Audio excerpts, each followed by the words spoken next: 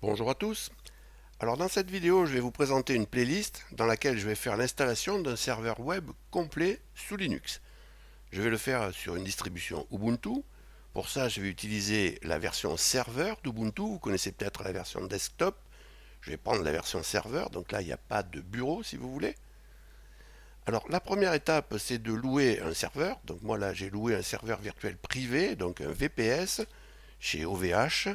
J'ai pris ce petit produit là, le starter. Donc vous voyez, ça coûte 4 euros par mois, hein, bon, entre 4 et 5 euros par mois. Pour faire l'installation, j'ai aussi besoin d'un nom de domaine. Donc pour faire cette manip, si vous voulez vous lancer, eh bien ça vous coûte une quinzaine d'euros. Donc vraiment, c'est pas cher.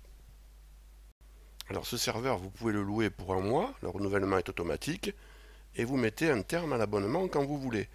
Et bien sûr, vous pouvez installer une distribution Linux dessus, de votre choix. Et donc là, moi, j'ai choisi la version Ubuntu. Alors, qu'est-ce que je vais faire dans ces tutos? Alors, je vais commencer par installer Putty. Putty, c'est un émulateur de terminal qui va me permettre de me connecter au serveur et qui va me permettre de travailler en ligne de commande. Ensuite, je vais installer Apache, ce sera la version Apache 2. Puis, je vais configurer les hôtes virtuels.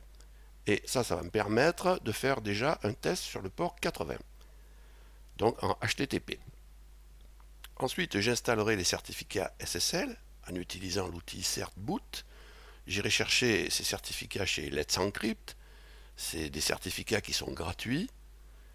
Donc, certboot va installer les certificats. Il va installer une tâche cron, enfin une entrée dans la cron tab, et qui va permettre de tester quotidiennement si ce certificat est à jour ou pas. Et donc ensuite vous n'avez plus rien à faire, le renouvellement se fait tout seul. Donc ça me permettra de faire un test sur le port 443 en HTTPS. Alors ensuite, qu'est-ce que je vais faire? Je vais faire l'installation de MySQL, puis je vous ferai une petite démo d'utilisation du serveur MySQL directement en ligne de commande. Donc là, on créera un utilisateur, on créera une database, on lui donnera les droits, enfin on donnera à l'utilisateur les droits sur cette database. Donc on fera les petites manips de base qu'il est utile de faire directement sur le serveur en ligne de commande. Ensuite j'installerai un serveur FTPD, donc là j'ai le choix, j'ai une machine qui tourne avec VS FTPD, peut-être je ferai l'essai de Pro FTPD, j'ai pas encore décidé de ce que je ferai. Alors ensuite je vais générer un certificat autosigné avec un OpenSSL, enfin avec OpenSSL pour sécuriser le FTP. Donc on travaillera, si vous voulez, avec un FTP ou le client FTP. Entre le client FTP et le serveur FTP, vos mots de passe ne circuleront pas en clair, ce qui est quand même le minimum. Ensuite, on installera phpMyAdmin. Et là, on aura quasiment terminé la première partie de l'installation. Alors ensuite, je vais utiliser un scanner de port qui s'appelle Nmap pour scanner ma machine, pour l'auditer si vous voulez. Donc Nmap, vous l'installez sous Windows et vous testez votre machine à distance.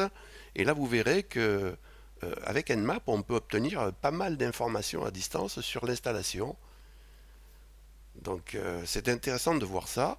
Je vous montrerai aussi des fichiers de log. Vous verrez que sur le port SSH, il y a un millier d'attaques par jour. Ça, c'est vraiment une dinguerie, ce truc.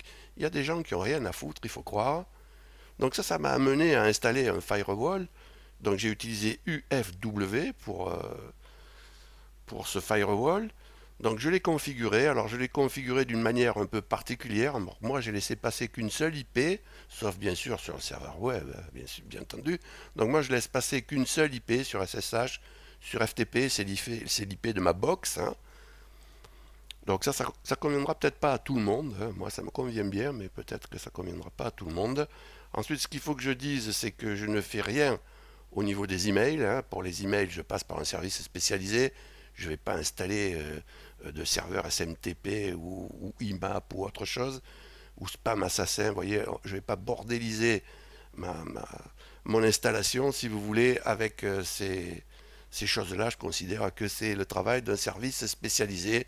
Donc j'utilise un bureau de poste. En quelque sorte, je dépose mes mails et je lis ce qu'on m'envoie et ça s'arrête là. Alors cette présentation est terminée. Si vous avez envie de me suivre dans cette petite aventure, eh bien, retrouvez-moi dans les vidéos qui suivent. Alors, vous pouvez laisser un pouce, hein, c'est toujours le bienvenu, et vous avez la possibilité de vous abonner à la chaîne si vous voulez être informé des nouvelles vidéos. Salut et à bientôt.